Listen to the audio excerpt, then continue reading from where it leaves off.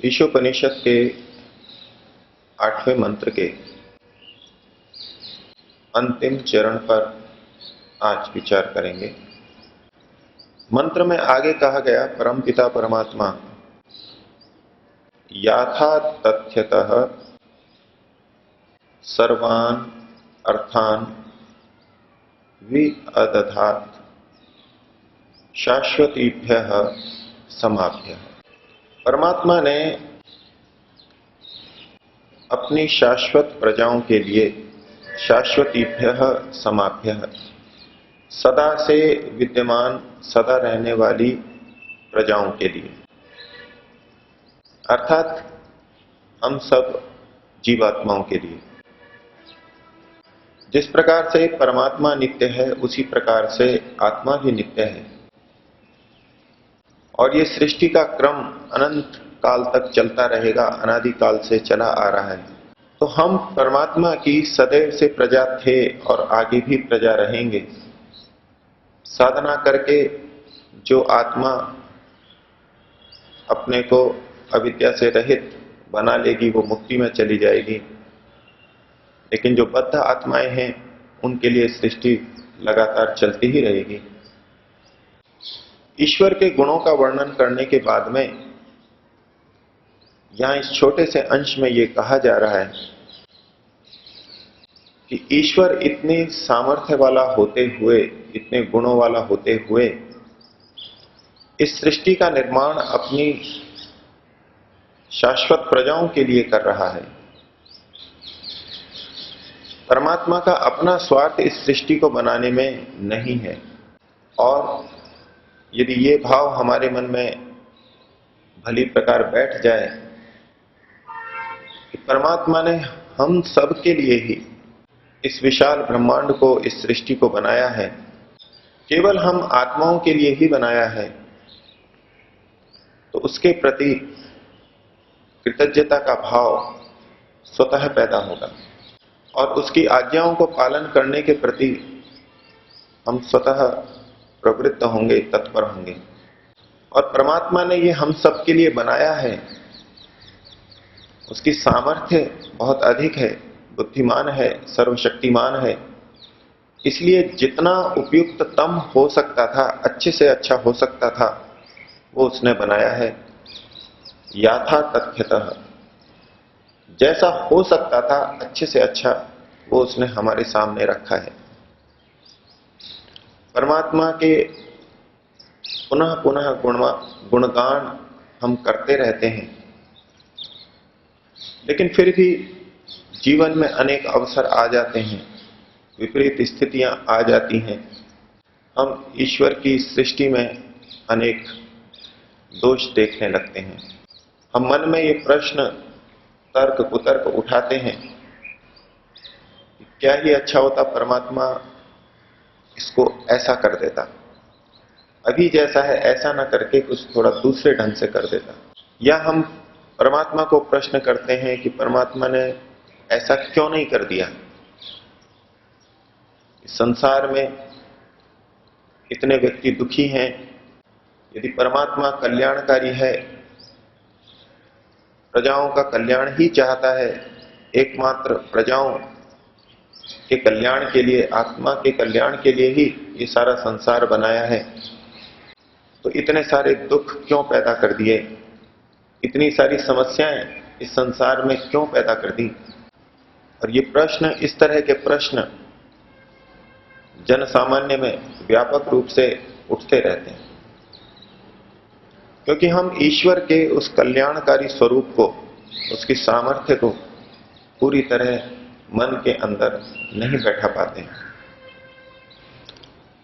हम संसार की विचित्र रचना को देख करके बड़े चमत्कृत होते हैं, अनेक बार नतमस्तक भी होते हैं, और जितनी अच्छी व्यवस्थाएं की गई हैं उससे देख करके ईश्वर की कल्याणकारी भावनाओं को समझते भी हैं। लेकिन इतना सब होते हुए भी जो कुछ बाधाएं, कष्ट आती हैं, जो असुविधा होती है, उसके कारण से हम उसके कल्याणकारी स्वरूप को मंद करके और कुछ हानियां, कष्ट देखने लगते हैं और मन में ईश्वर के प्रति प्रश्न खड़ा कर देते हैं कि ईश्वर ऐसा क्यों करता है, ईश्वर ने इसे ऐसा और अच्छा क्यों नहीं कर दिया, जैसे कि हम ईश्वर की अपेक्षा अधिक ठीक तरह सोच पा रहे हों और ईश्वर को सलाह दे रहे हों। और ये बात ईश्वर के प्रति ही नहीं, मनुष्यों में भी परस्पर व्यवहार में देखी जाती है। जो हमारा बहुत उपकार करते हैं, जिनके उपकारों को हम स्वीकार भी करते हैं, लेकिन फिर भी उनकी तरफ से यदि थोड़ा दुख आ जाता है, थोड़ी विपरीत स्थिति आ जाती है, तो हमारे दिमाग में वो ही बड़ी प्रबलता से उभर आती है और ऐसा करके हम उस व्यक्ति के प्रति, उस सहयोगी के प्रति अन्याय कर देते हैं। बिल्कुल ऐसा ही हम ईश्वर के साथ भी कर देते हैं और हमारा व्यवहार ईश्वर से उचित नहीं रह पाता, हम ईश्वर से उचित व्यवहार नहीं कर पाते और इसका कुल मिलाकर के खामियाजा, इसकी हानि हम स्वयं उठाते हैं और हमारा व्यवहार फिर गलत हो जाता है।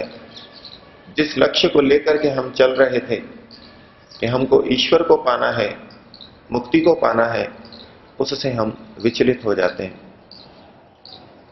क्योंकि जब हमें ईश्वर हानिकारक दिखाई देने लगता है तो उसके प्रति श्रद्धा स्वतः कम हो जाती है और उसकी ओर न बढ़ के हम अपने सहारे को संसार में देखने लगते हैं, ईश्वर की आज्ञाओं की अवहेलना करने लगते हैं। ये अपने आप में बड़ा महत्वपूर्ण सूत्र है कि परमात्मा ने अपनी शाश्वत प्रजाओं के लिए सब कुछ बिल्कुल यथावत बनाया है।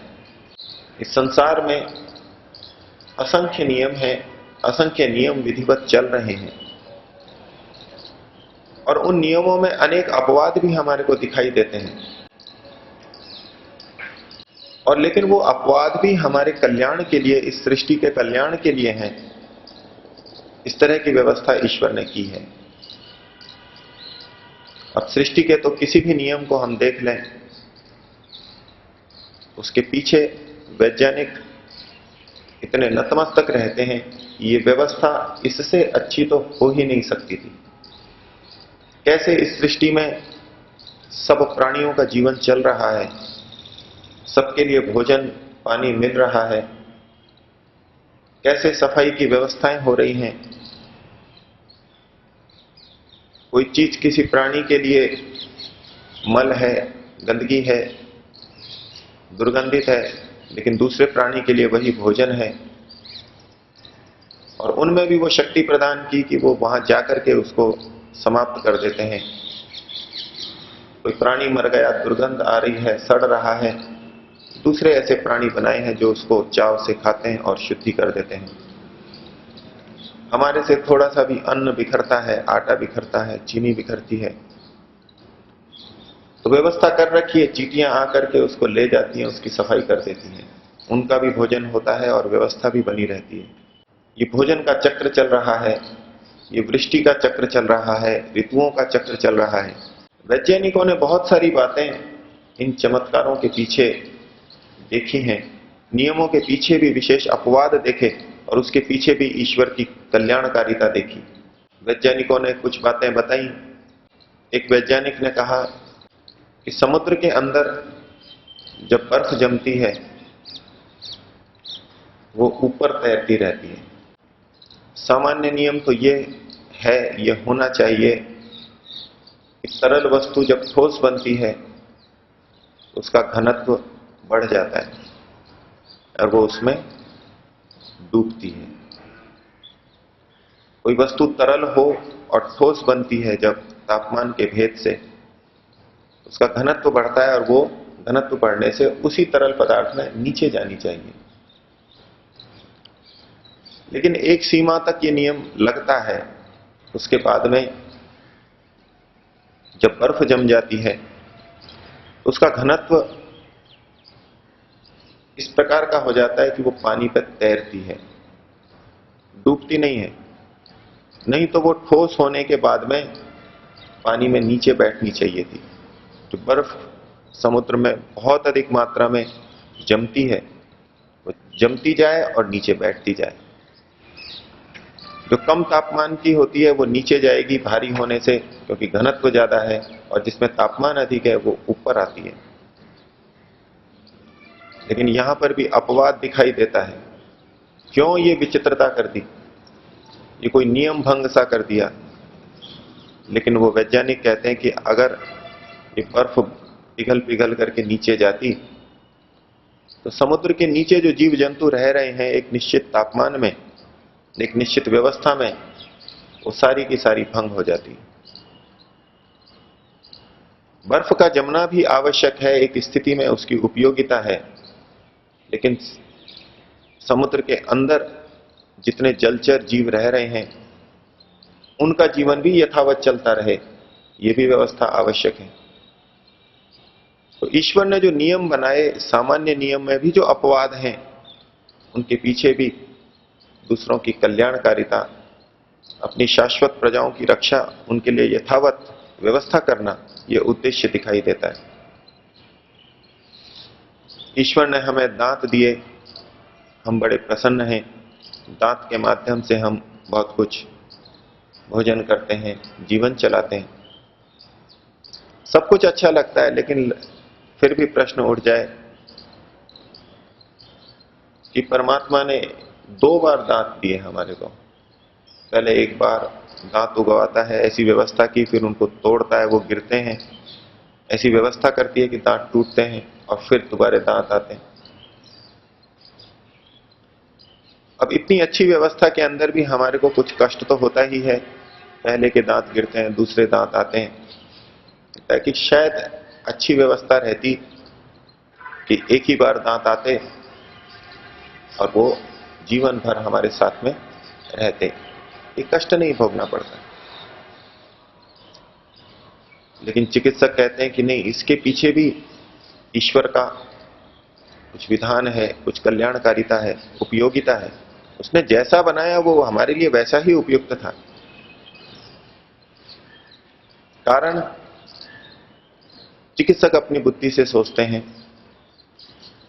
वो बोले कि पहले जब दांत आते हैं तो बच्चा छोटा होता है, उसका जबड़ा छोटा होता है। अब दांत आ गए और फिर जबड़ा जब फैलता है तो अगर वही दांत रहे तो वो व्यवस्थित नहीं रह सकते, वो ढीले पड़ेंगे ही। और यदि ढीले ना भी पड़े तो दांतों के बीच में अवकाश बढ़ जाएगा। दांत तो उतने ही हैं, उतने ही आकार के हैं, लेकिन जबड़ा नीचे से चौड़ा होता जा रहा है, तो 2 दांतों के बीच में अवकाश बढ़ जाएगा। और यदि ऐसी स्थिति हो तो हम अच्छी तरह से चबा नहीं सकते, काम नहीं चला सकते। परमात्मा ने ऐसी व्यवस्था कर दी होती कि जब हम विकसित हो जाते, पूरा जबड़ा फैल जाता, तब दांत दे देता। प्रश्न तो हम कितने भी उठा सकते हैं परमात्मा के लिए, लेकिन उसके लिए तो हर चीज यथावत बनी हुई है, उसने यथावत ही बनाई है। यदि विकसित होने पे दांत आते तो बचपन में हम कैसे खा पाते, अच्छी तरह से आहार नहीं ले सकते थे। तो ईश्वर को हमारे हर कल्याण की चिंता है, उसी लिए उसने व्यवस्थाएं की हैं, और इससे अच्छी व्यवस्था हमारे लिए और कोई हो नहीं सकती। तो शाश्वतीभ्य प्रजाभ्य याथा तथ्यतः अर्थान वि अदधा। और यदि ये भाव हमारे मन में खूब गहराई से बैठ जाए कि हर चीज ईश्वर ने यथावत दी है, हम उसका उपयोग नहीं ले पा रहे, ये अलग बात हो सकती है, लेकिन ईश्वर ने तो अपनी तरफ से हर चीज यथावत दी है। हम व्यक्तिगत जीवन के संदर्भ में भी इन बातों को देख सकते हैं। जैसा शरीर, जैसी बुद्धि, जैसा परिवार हमारे को मिला है, वो सब हमको यथावत ही मिला है। हमारे कर्मों के अनुसार जैसे कर्म थे उसके अनुरूप ही हमको मिला है। यथावत ही मिला है। कर्मों के अनुसार जितना अच्छे से अच्छा हो सकता था वो ईश्वर ने हमें प्रदत्त किया है। और आज समाज के अंदर व्यक्ति रोता भी है, अपना दुख करता है, मेरे साथ तो ऐसा है, दूसरों के साथ तो अच्छा है। लेकिन यदि ईश्वर की इस व्यवस्था को वो बैठा ले मन में, उसने सब कुछ यथावत ही दिया है, तो उसको किसी से शिकायत नहीं रहेगी। कम से कम परमात्मा से तो शिकायत नहीं रहेगी, और वो अपने ध्यान को अपने पुरुषार्थ पर केंद्रित कर सकेगा।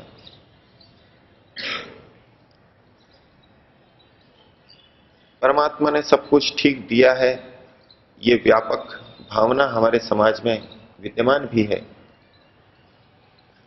लेकिन उसके साथ साथ एक बात यह भी जुड़ जाती है कि जो भी हमको मिल रहा है वो सब परमात्मा की तरफ से यथावत ही मिल रहा है। वो इस बात का भेद नहीं करते कि कुछ चीजें समाज के द्वारा, मनुष्यों के द्वारा भी हमको मिलती हैं, सुख और दुख, वो सीधे परमात्मा की तरफ से नहीं मिलता। और जो मनुष्यों के द्वारा हमारे को सुख और दुख मिलता है उसमें अन्याय हो सकता है, न्यूनाधिकता हो सकती है। हमको जो भी कुछ मिल रहा है वो हमारे कर्मों के अनुसार मिल रहा है, ये कह करके बहुत बड़ा संतोष का भाव भी समाज में आता है। लेकिन इससे निष्कर्मण्यता और अन्य दोष भी आते हैं। उचित दृष्टि हमारी ये होनी चाहिए कि ईश्वर की तरफ से जो भी मिला है वो सब न्यायपूर्वक और यथावत मिला है, लेकिन समाज की तरफ से अन्यायपूर्वक भी हमको सुख दुख मिल सकता है, न्यायपूर्वक भी मिल सकता है, और फिर उसके निवारण के लिए हमारे को पुरुषार्थ करना चाहिए। यदि यही मान लिया जाए कि सब कुछ ईश्वर की तरफ से है और यथावत ही है, ऐसा ही होना था, तो फिर हम पुरुषार्थ से विरत हो जाते हैं, हम प्रवृत्त नहीं होते, अन्याय का विरोध करने के लिए प्रवृत्त नहीं होते। जो हो रहा है वो ठीक ही हो रहा है, ऐसा ही होना था मेरे साथ। तो ईश्वर सब कुछ यथावत ही हमको देता है, उसने सब कुछ यथावत ही दिया है और यथावत ही देगा। ये बहुत बड़े संतोष का कारण हमारे लिए बन सकता है। आज समाज में विविध रोग, तनाव, रक्तचाप, मधुमेह, हृदय रोग, अम्लपित्त, एसिडिटी, अल्सर, आमाशय, आंतों में व्रण, ये बहुत सारे रोग हैं। अनिद्रा है, चिड़चिड़ापन है, जिसको आज का विज्ञान भी ये स्वीकार करता है कि ये तनावों के कारण से हैं। इनका मुख्य कारण तनाव है, चिंता है, अशांति है। यदि ईश्वर सब कुछ यथावत दे रहा है और ये भाव मन में बैठ जाए, तो हमारी बहुत सी चिंता, तनाव, अशांति हट जाएगी। हम शरीर से भी स्वस्थ रह सकेंगे, मानसिक रूप से अपने को अच्छी स्थिति में पा करके और ईश्वर के द्वारा प्रदत्त ये सारी चीजों को और अच्छी तरह से उपयोग कर सकेंगे, अपने जीवन को सफल बना सकेंगे और दूसरों को भी अधिकाधिक सहयोग प्रदान कर सकेंगे।